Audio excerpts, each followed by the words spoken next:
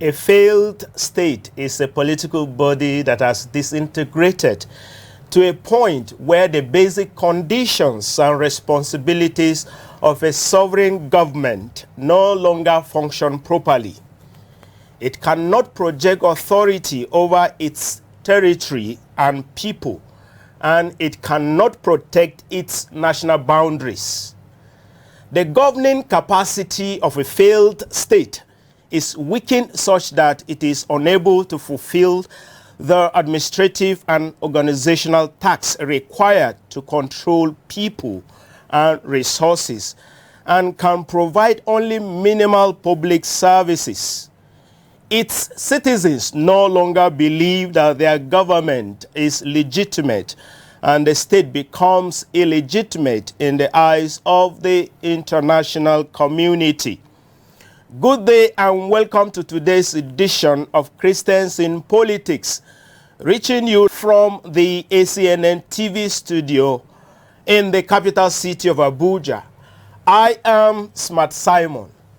Today we shall be looking at a very crucial topic and relating it to our nation, Nigeria. Our topic for discussion is a failed state. And to discuss this with me in the studio are the Venerable Joseph Unoya, Director, Civic and Political Affairs, Church of Nigeria, Anglican Communion, and Joshua Ghana, a security advisor and a professional in politics. You're welcome, sirs. Thank you very much. Thank you for having us. Remember to like and follow our various social media handles, and we encourage you to share the various social media links on Facebook. It's facebook.com/ACNNTV. On YouTube, youtube.com/ACNNTV. On Instagram and Twitter at ACNNTV. So we shall kickstart the discussion. Let me start with Mr. Joshua Ghana. Kindly elaborate on the meaning of the topic before us. Yes, a failed state, like you defined in your introduction, is where most of the systems that should do proper running, oversight, response, and actions in any sphere of the country and of governance over the country is failing in doing its duties, and thereby we are now seeing reactions from that failed activity that the government of the day or the authority in power has lacked or is inadequate in doing its duties, causing a failed situation in the state. And we are bringing this home to Nigeria, where we are seeing today many pockets of unrest, reactions, and proactive responses from people because the situation in the country is tending, and we can say, to a failed state. There was a report in the past that was given that at a certain year, I think 2025, Nigeria, was it 2030, will be no more, because the parameters to which they have studied over the years, these things are happening, no one is brought to book, no one is taking responsibility, no justice, no fairness, no correction. The ones that are in prison are there for petty issues. Those that were in sects killing people are being rehabilitated and sent back into the community. So, and then the penal code is running in one side of the country and the criminal code runs in another side of the country. That is a recipe for a failed state. If you are wrong in Borno, that's the justice system there must rule the same way in Lagos. Exactly. But when someone is caught in an evil act and then you let him go, and then someone is caught for petty trading theft and is in prison for 5 years, how is that fair? So that means it's wrong to live in this side of the country. It's better to live in that side of the country. Exactly. You can't run a nation like that. So those are, I'm just elaborating with examples so that you understand there are things that are happening day by day that the government of the day, the judicial system, the legislature, even the executive are not putting their foot down to ensure that the public sees that these things are dealt with, corrected, and it was fair to all Nigerians, and we could see and people know that this is a country to call our own. Thereby, if those things don't come, we have a failed state situation. All right, thank you so much. Now, I will go to the Venerable now. But before I do that, recently there was a story in one of the states in the northern part of the country that the Boko Haram claimed they have repented, they were integrated into the society, and the governor decided to share some Hilux vehicles to the repentant Boko Haram. Guess what? After they were given, those vehicles were found in the bush with Boko Haram people. That is the situation. Yes. All right, let me come to you, sir. From the divination, will you say Nigeria is a failed state? And if yes, can you give reason? Well, it all depends on the parameters we are using to assess whether it's a failed state or not a failed state. Okay. Yes. For me as an individual, I cannot say wholesale that Nigeria is a failed state, but I can conveniently tell you that it is at the verge of failure, complete failure. It's just at the precipice. Okay, you have not concluded yet. It's just at the verge of failure. And that is why this discussion is very, very timely. And we need to challenge those in the corridor of power to rise and do something concrete. You know, as I was doing research on this subject, I came across different parameters by different assessment bodies that they are using to assess whether a state has failed. And it's been cut across so many things. For instance, they talk about security apparatus. Yes. They talk about factionalized airlight. They talk about group grievances. And as I'm mentioning this thing, I want you to picture what is happening in different sectors in the country. They talk about economic decline and property. What do we owe today as a nation, and what are we worth? Uneven economic development. Compare the different sections in the country. You talk about human flight and brain drain. That has been a major issue for years now for us. They talk of state legitimacy. If you talk about state legitimacy, Nigeria have not failed because the government in power was duly elected, democratically elected and installed. Yeah. So you see why I said I cannot say wholesale it has failed. You talk about public service. We still have a public service, whether very functional or not functional, but it's still intact. Yeah. So to say, you talk about human rights records and the rule of law. If you go to that aspect, so much has gone wrong in this country and we are deteriorating by the day. You talk about demographic pressure. That is a major problem for us today. We are over 200 million people and the facilities, the infrastructure is not there at all. Then you talk about refugees and internally displaced person is rising in millions by the day in Nigeria today. Then you of course talk about external intervention. We have been borrowing and borrowing, calling for help. Even in the issue of COVID-19, we are still begging people to come to our aid. Now, when you put all these parameters on ground and analyze them, you will see that out of these 12 different parameters I just enumerated, it's only in about 4 or 3 that we can still really raise up our head. In every other one, we are almost zero now. So that's why I say it is at the verge of failure. And when we use a layman parameter, what I call my own layman parameter, do you know the number of times this month of January a piece of news item is on national television and I just watch with amazement and say, oh God, we have no government. You know, when people, citizens begin to use that as a note of exclamation, oh, we don't have country. Otherwise, things like this cannot happen where there's still a country. Then we are at the very, very verge of failure. You know, in Bazaar those days, they'll say going, then the third one they'll say gone. That is where we are now. So we just need to challenge ourselves to wake up. All right. By the way, happy new month. It's already February. Thank you.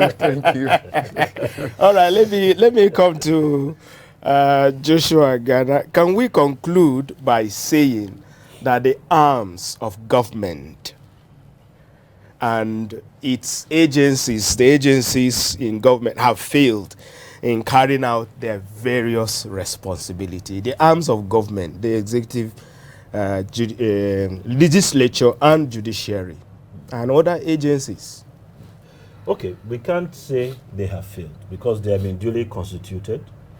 There are people there who have come with their programs and their set policies that they want to effect. Yeah. All right. So I would say they are doing well administratively.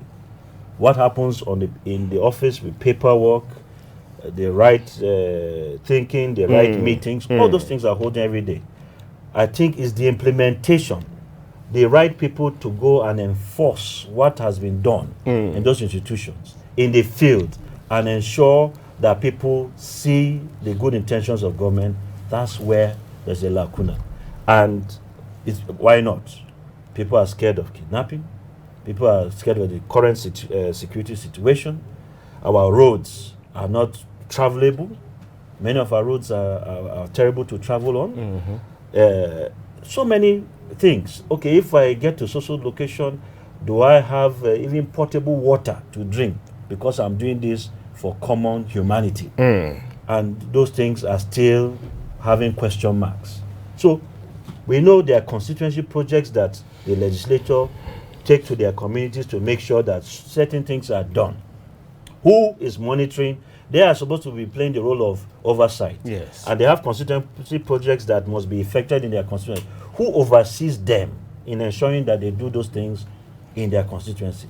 All right? Is it until someone writes a report to the to any of the agencies that to say something that was supposed to come to my community has been fraudulently taken away from us? You may wish to investigate it.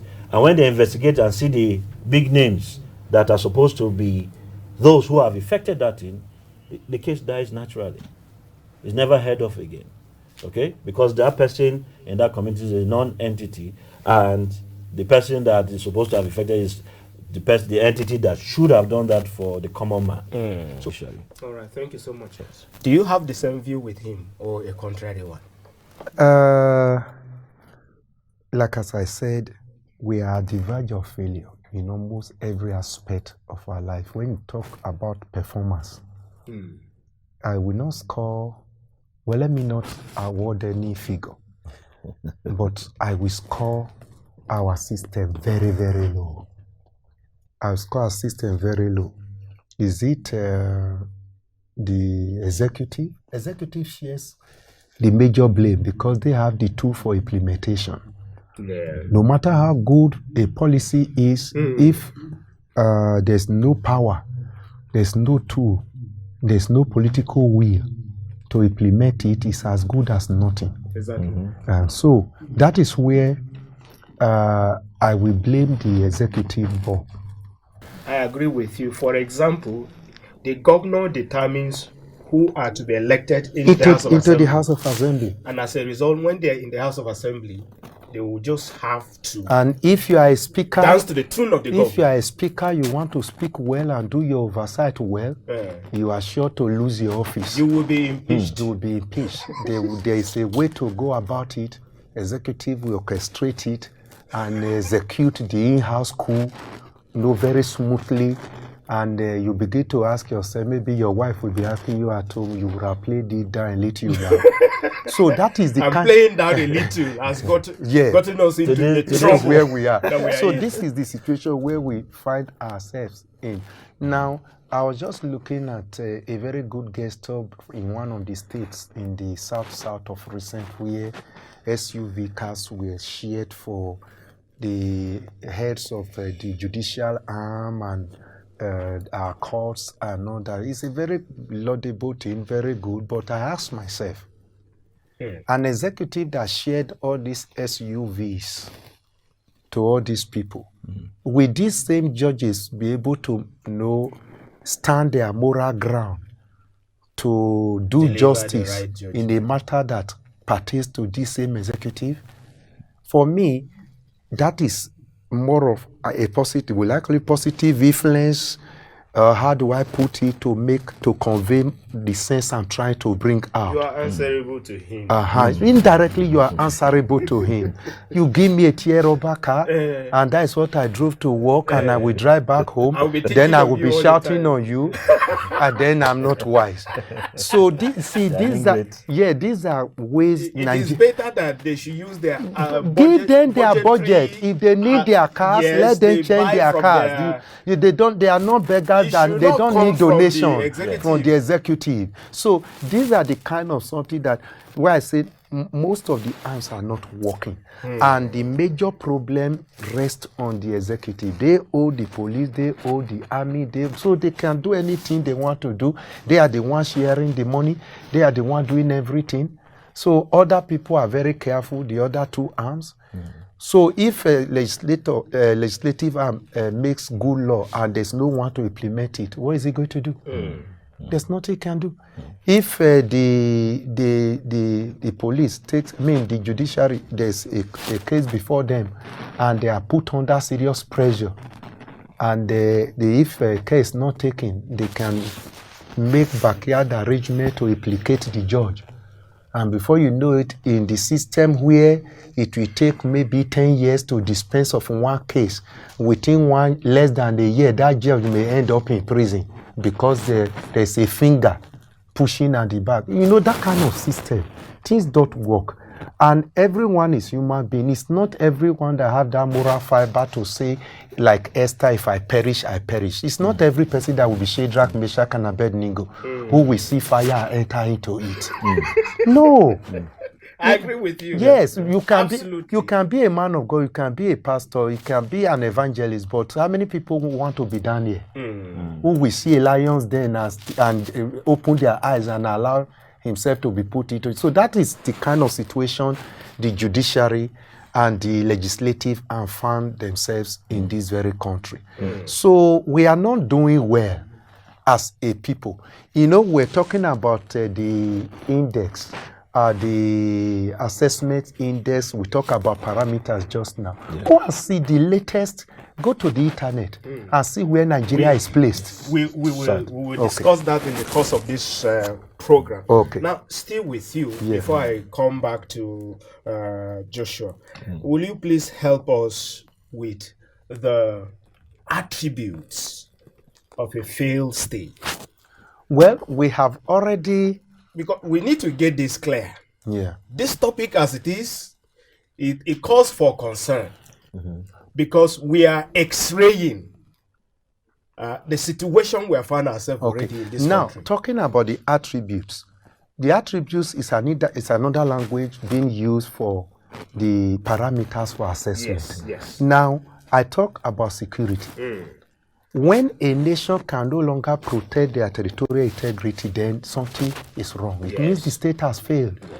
When government can come out and tell you that it is foreigners that are harassing every person, killing, raping, maiming people, and they can't arrest them. They cannot do anything. Foreigners are moving about within your country with AK-47, and you are not able to control them. Boko Haram is taking over some part, ISIS is taking over some part, kidnappers taking over some bushes in a different area, kidnappers, so everywhere. So that is a sign. Civilians now. To be going from one state to another. So they want to protect. That shows in a situation whereby people cannot move on the road again, somebody can just come out and spray them with bullet, and you will not hear that they have been arrested. Okay, was an individual now coming, yes, in Ibadan, but he has moved to Ogun now to go and protect the people of Ogun State. An individual. Now, continue with the attributes. For instance, talking about factionalized airlight. You know, have you seen Nigeria? That Nigeria is like a family that is quarreling in the family meeting now.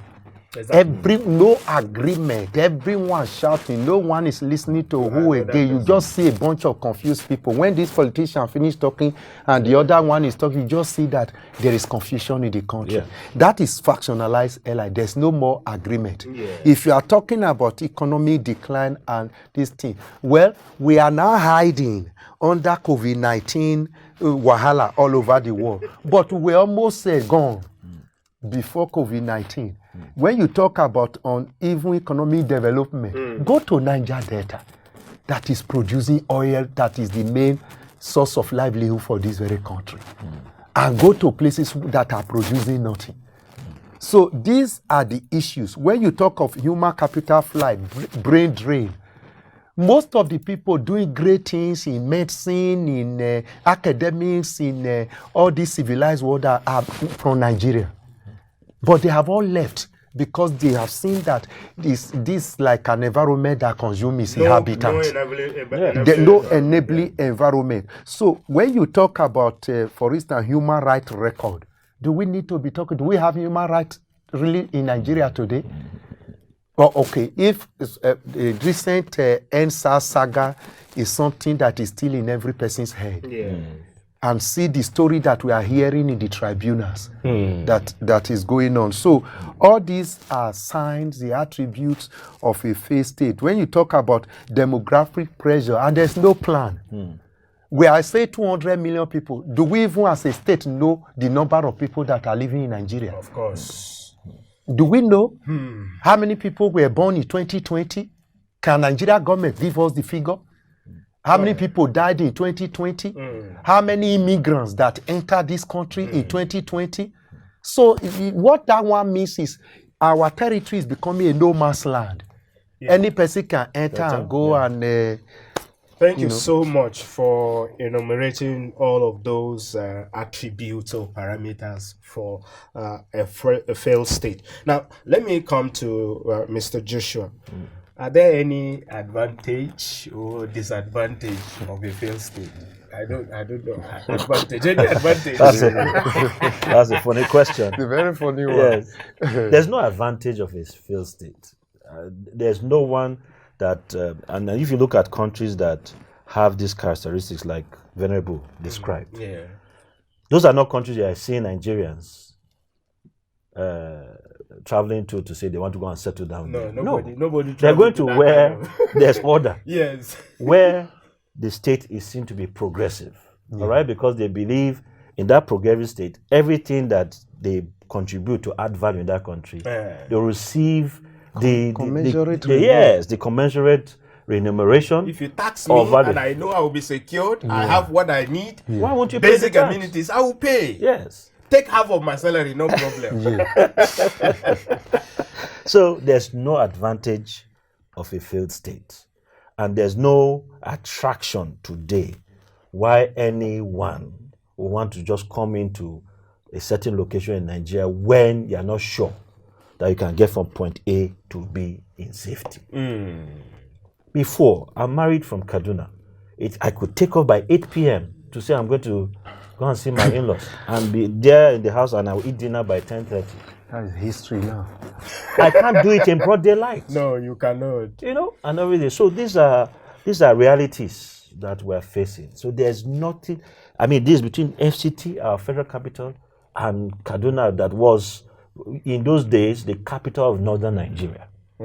All right, and we can't even travel in safety within that without necessary fares. And yes, the government recently posted about 200 women, 300 women soldiers to now give security. So it is women soldiers now. All right. So yes, we're happy. I'm not trying to, responded. Look down upon women. No, that is not the idea. But that is where it has gotten. The government responded and posted soldiers there. Forget that they are women.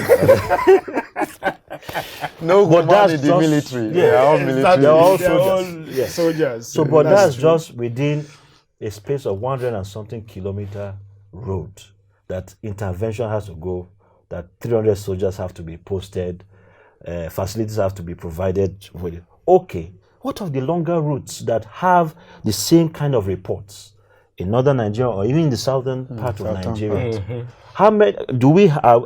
Is our intake of military or security agencies so much that we can post that same number of people to all those locations? Not possible. It's and sometimes even if they are there, for example, Abuja, Lokoja, even if the security men are there, they are interested in taking money from you. One of them say, pack. When I pass, Oga, we want to drink water. Give us water. I said there is no water. I thought you wanted to check something. He said, no, just give us water. I said there is no water in the vehicle. He said, please, buy water for us. Buy water for us. You see? Now, there has to be, because someone wears a security uniform, it doesn't make him a robot. He's a human being like he was first a civilian, and took an oath that I would like to protect the civil life of a country. And that's why we call them our heroes. Yes. And he went into that, and then you're not providing him, if I'm eating free at home, a good meal, he that is protecting me should have 2 square meals. Exactly. For my 1 square meal. Yeah. So if I'm eating 3 times a day, he should be given 6 times a day meal. And you now forget them on the streets there, wherever they are guarding, to provide for themselves. So if you go into the administrative office, they have been paid allowances. But you go into the field, and so it brings me back to what I said before. Administratively, the institutions are there, people are there, and daily, write meetings, write policies, but implementing it for those guys to enjoy it in the field, it's never done. No, I may just chip in a word. Yeah. The question you raised was funny, quite all right, as he said. All right, we'll go on a break. But you know, evil people will always benefit from bad. So, all right, depending on who you put the question to. When we come back from the break, please hold your line of thought. Thank you so much. Viewers, we want to go on a short break, and when we return, we'll continue with the discussion.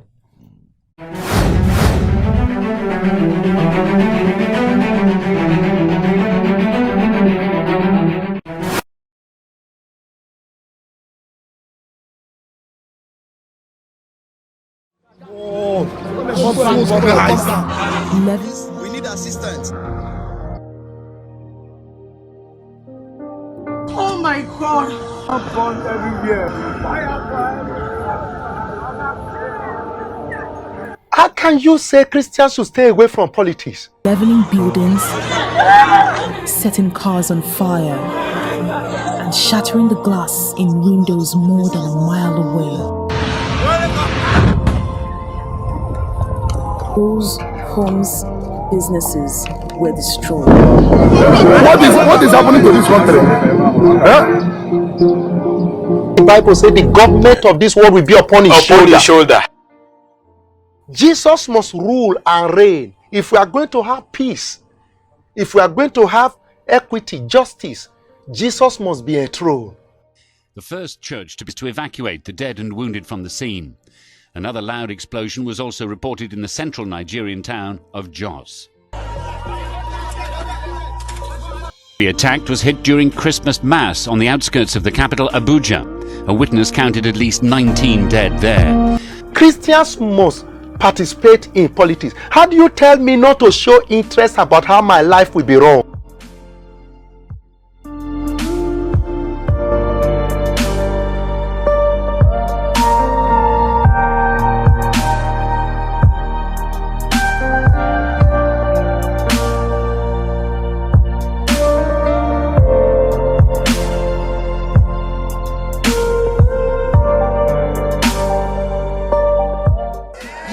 Is to represent another king and another kingdom.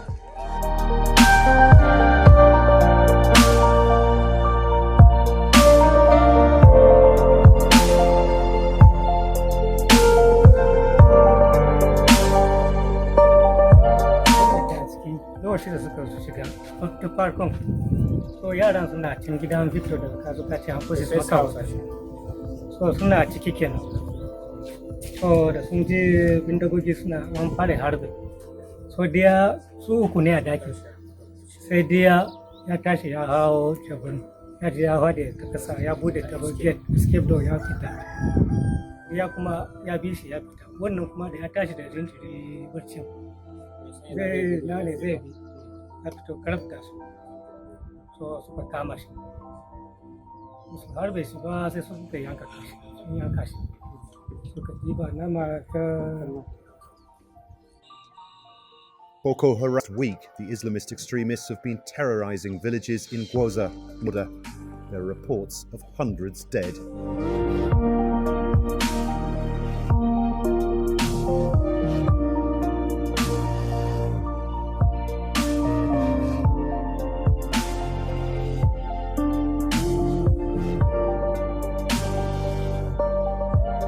That Christians got involved in politics. Christians should go into politics.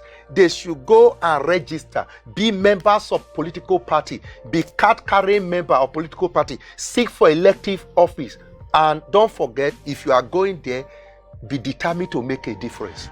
It is unfortunate today that far too many believers are expecting the solutions to our problems to land on Air Force One. And until the immune system of God, the church, is brought back up, the bacteria and viruses of destruction will continue to destabilize our country, ebb away our freedoms, and take away our liberty.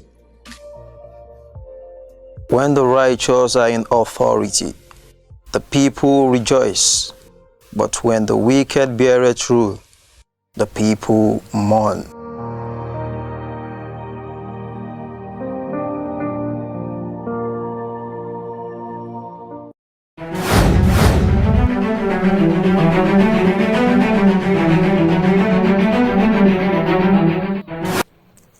Viewers, you're welcome back. We encourage you to please call for your comment and contributions. Now, before we went on that short break, we were trying to look at the advantages and disadvantages of a failed state, and we have established the fact that there is no any advantage in a failed state. But the Venerable was trying to tell us something. Yeah. That depending on who, please put will this you question to. Yes. You see, there are people who thrives in the state of anarchy. The children of darkness will want the country to fail completely, so that it becomes a no man's zone, and there and then everyone can take like Libya now. Yeah, so where there is no central government to cannot such do anything. people, if you tell them there's no advantage in what is going on, they'll just look at you and laugh. You know, inside these killings, maiming that is going on, some are getting richer. Some are getting richer and buying piece of land in Asokoro, New Asokoro, and all that, building mansions for themselves.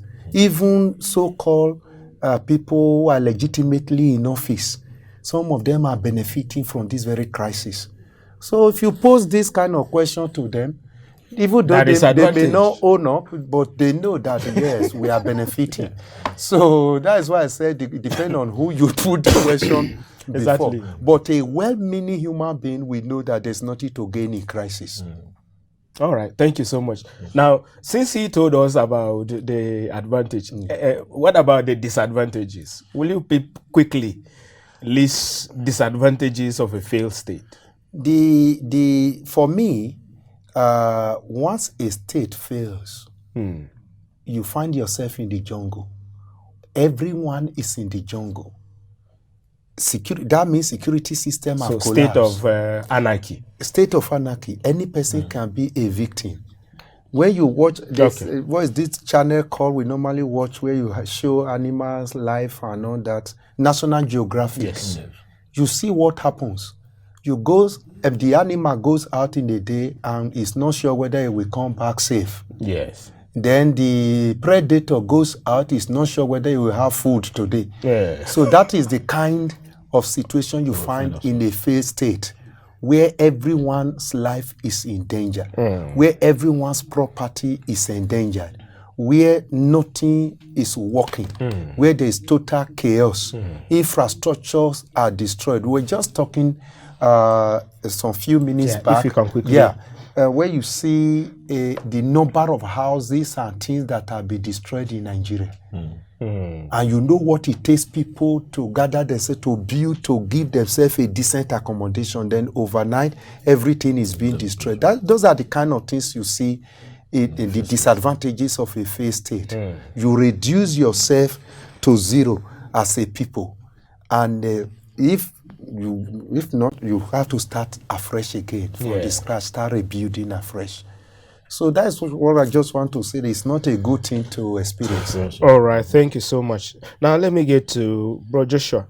On Thursday, 28th January, Transparency International ranked Nigeria 149 out of 180 countries in the world as the most corrupt country after scoring 25 over 100 point and making Nigeria the second most corrupt country in Africa. What can you say as you relate it with the topic, a failed state? Like Venerable just said, the children of darkness like the situation of a failed state. An arms dealer, this is a season of profit. The defense industries are turning more income now because every failed state, you can see anarchy when it comes to movement of small weapons and even now large weapons, to bringing a total dysfunction and disarray of the people's livelihood day to day, and that's what has brought fear. Now, Transparency International is a reputable NGO worldwide, and what they do in giving assessment helps people is not to put any country down, but to help you to say, guide and do things in the right way, and you will see the right results. It's sad that our country is deteriorating. We have the agencies to fight corruption. We have people that are there employed to monitor and pursue these corrupt acts. What is going on? So the operationality, the implementation is totally not there. The administrative side of paperwork is always there. But how can you look for such institutions? If you don't bring 20 corrupt people per week to book, you shouldn't be paid. Maybe that will make people sit up. But whether they do it or not, every month you are paying them, and it goes to the bottom line of whatever budget were provided for the country. So it's sad that our country is going there. That means corrupt acts of people in government, people in the economic practices are going on every day, and as long as they're not being called to book. We have seen videos and recordings of people that are in the business sector. The borders were closed. They couldn't move goods and services. But certain people's organizations were permitted to move goods and services across the border. That's injustice. That has been unfair. But officially, the borders are closed. So what made that person have a different waiver to move his goods and products in and out of the country through those same places that are supposed to have been closed?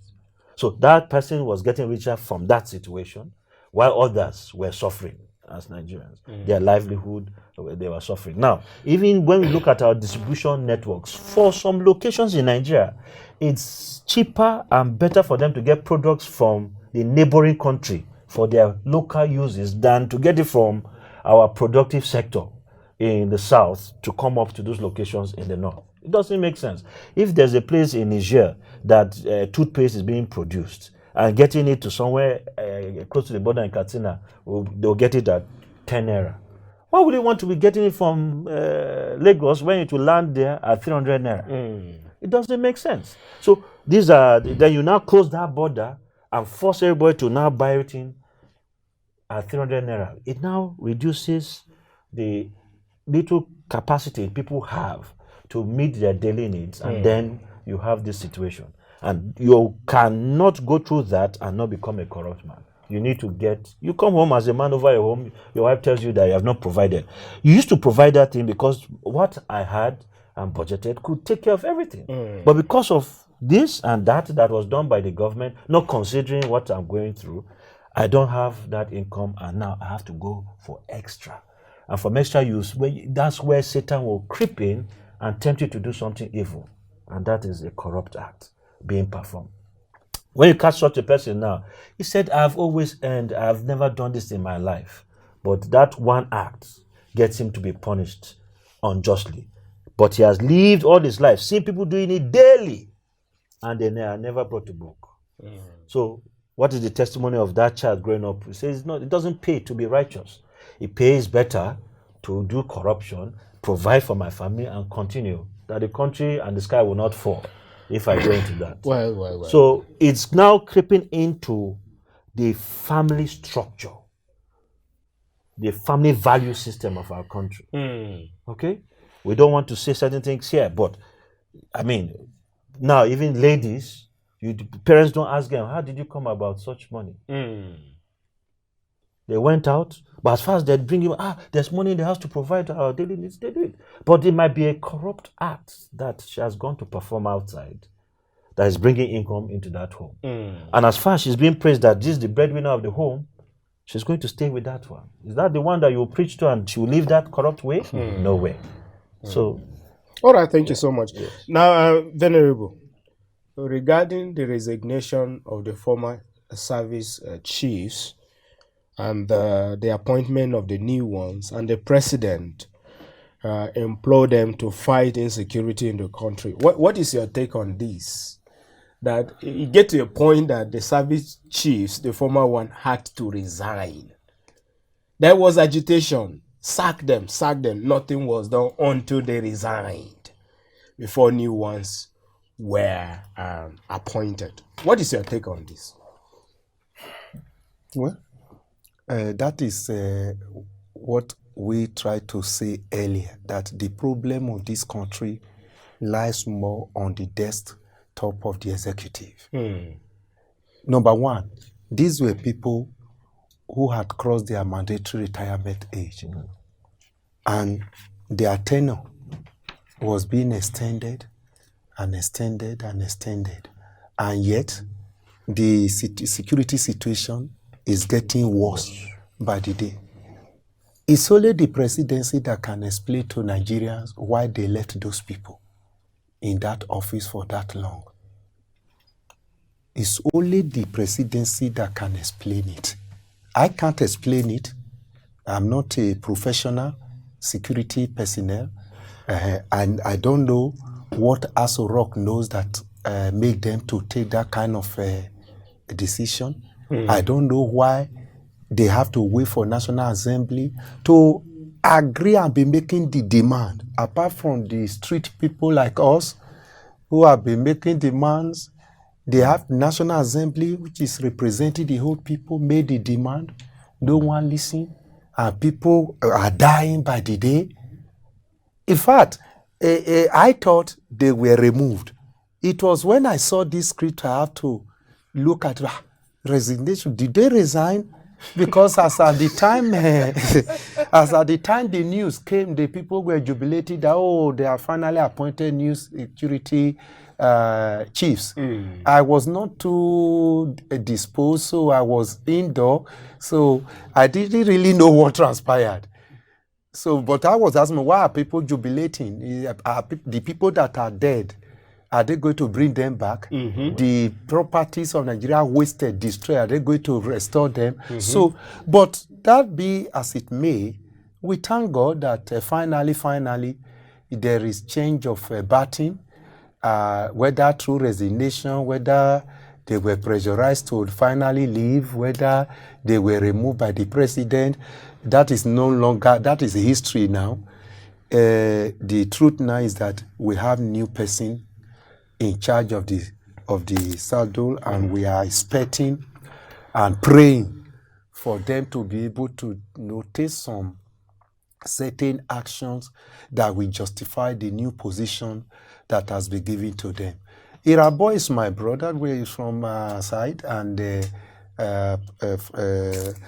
I'm praying for him. He did well as a theater commander of Operation Lafia Dole. He was one of the first person to be in Nesabisa Forest, and they left him there for many years when there were no even equipment, and I think he did very well. So bringing such a rugged man now to come ahead the whole system at this time, let's trust that something positive will come out. Yeah. And I just want to appeal to them to know that they are Nigerians, and the people that are dying by the day are Nigerians. And this is opportunity for them to prove their worth. Because Nigeria has so much waited for this time. So, but if they begin to go from their office to Aso Rock and return to office, and there's nothing happening in the field, and the security system did not improve, they cannot flush out the killer herdsmen, kidnappers, whether they call them bandit, they are Boko Haram as far as I know. If they cannot flush them out from the bush and everywhere, whether in the northeast, in the north, in the southwest, or in the south, and they leave the situation as it is like this, then history will have them on the very bad side of record. All right, thank you so much. If they leave it like that, history will have them on the very bad side. Yes. All right, let me come to you. Having looked at a failed state, now can we briefly look at a working state? What does it entail to say that a state is working? We need to juxtapose this so that it will help the audience to be able to take decision to do the right thing. So what will you see in a state and you say the state is working and functioning well? Just the basics. Every institution is doing what they're set up to do, and the people, it's palpable. The people are seeing it and feeling it every day. You understand? I mean, there are agencies that are set up for specific interventions in Nigeria. It should be only done in Lagos and Abuja. It should be done in every local government. People are going through the same thing. It's humanity. What I go through in Abuja, someone is going through in a village. All right? So if I'm getting medical attention here, that person should get medical attention there. All right? So we have rural health intervention programs that they're doing. They have all sorts. Pay these people, let them be there. Locating people and say, government has already provided what is disturbing you. I'm here to implement it on your body.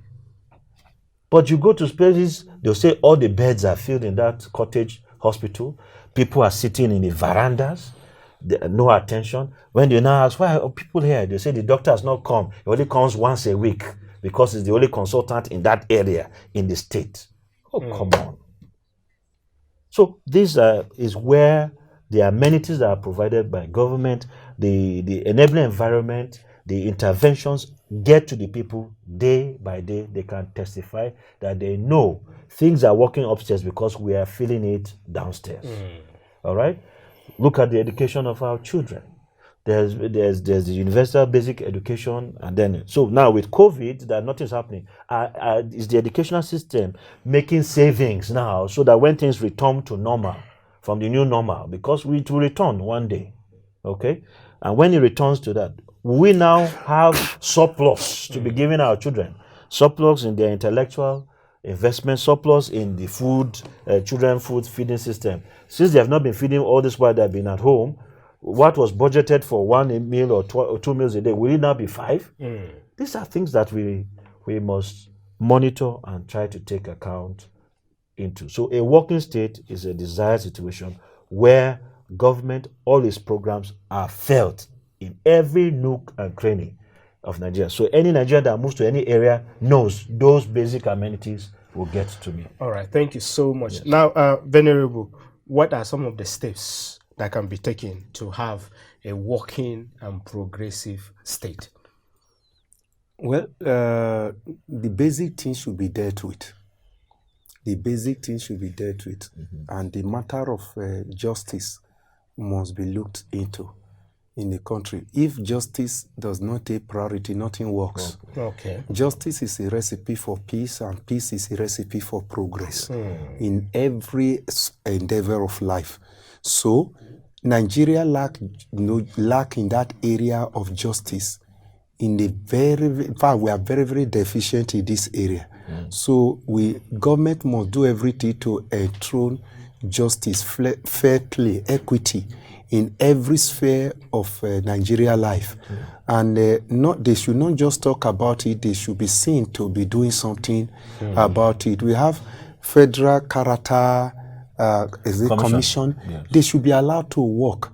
Everything we are doing should reflect that federal character really in almost all its senses to engender fairness and justice for all the regions. Then, of course, when we are already having all these dangerous indicators, people should be listening to. The conference that was conveyed by President Goodluck Jonathan, the confab, the report is there where majority of Nigerians were gathered together, millions were spent to find solution to our problem. Why was that confab held? It was to forestall Nigeria from becoming a failed state, from disintegrating. And such document is just there somewhere, abandoned, in the name of, it was not APC government that conveyed that very confab. To me, this is wickedness to ourselves. We are being wicked to ourselves. We are just not being wise. So such documents should be dusted, brought to the table. Let's look at it, implement what is implementable. Those are what they call practical steps. If we have to amend our constitution, so be it. Law is made for man, not man for the law. We should amend our constitution to give us peace, to give us harmony, to engender unity among us. These are practical steps. We have to go beyond just rhetorics now. Because, as I said, we are at the verge of collapse, and anyone that loves this nation must clamor for things to be, for there to be total reform. Total reform. All right, thank you so much. Total reform. Now, before I come to him, let me quickly get your advice to the government and masses. For the government, in just 1 minute. Things are falling apart, and the center will not continue to hold together. I carefully put it that way. Things are falling apart. The center will not continue to hold together. So if they want a nation to govern, this is the time to remedy the situation. Then for the masses, let's continue to pray. Let's continue to hope that things will be better. And let's continue to do our part. And above all, let's stay safe. Try to be careful because of the level of insecurity and for the epidemic that is ravaging everywhere. Let everyone try to be careful so that we'll be alive, so that if God is intervening on our behalf, we will not be missing when the result will come out. All right, I trust God will intervene. Amen. Mr. Joshua. Yes, I would like to just I'd like to take the words of High Chief John Wodo, who spoke recently and said when he was information minister under a certain government, 40 people were gathered to review the Constitution of the Federal Republic of Nigeria. He was the minister that would present. He didn't know where that document was. He didn't know who the 40 Nigerians were by a military head of state at the time. And it was his ministry that will print that document and present to the public. And his ministry was to pay, and he's going to sign as the oversight minister. Until that government handed over to democracy, that's the incoming 1999 elections. That was the first time that that document came out, and he had not read it. and someone was sworn in on that constitution and was supposed to start running a democratically elected government on a document that is provided by 40 Nigerians who did their personal interest or who they were answerable to. And we've had 20 years of sitting National Assembly, and that document has never been reviewed. These are the problems of Nigeria. That document must be reviewed. It's a the constituted 1999 Constitution. Yes, it's a constituted National Assembly that should bring a revised constitution, not 40 men that were appointed by a military dictator. Thank you. Thank you so much. We are grateful to the Venerable Joseph Unuaya. Thank you so much for coming. Thank you for the opportunity. And Joshua Ghana, thank you so much for your thought.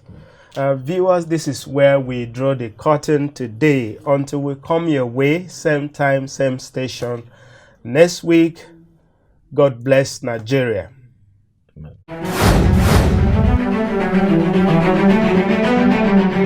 The views and opinions expressed on this program are those of the guests and viewers and does not necessarily reflect the views and opinions of the Advent Cable Network Nigeria, ACNNTV.